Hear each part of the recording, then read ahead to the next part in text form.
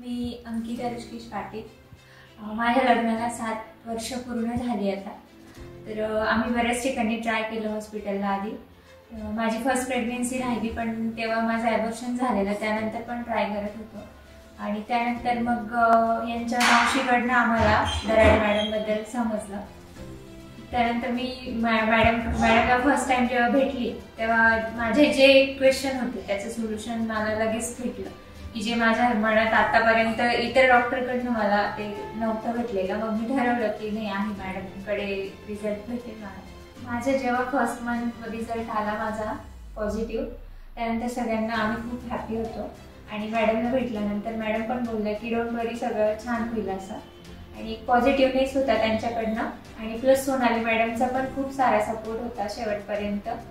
पूर्ण ऑपरेट होईपर्यंत मॅडमचा खूप चांगला सपोर्ट राहिला आहे सोनाली मॅडमचा. सो त्यांना पण खूप सारं थँक्यू. आणि दराडे मॅडम तुम्हालाही त्यांनाही खूप सारं थँक्यू माझ्याकडनं.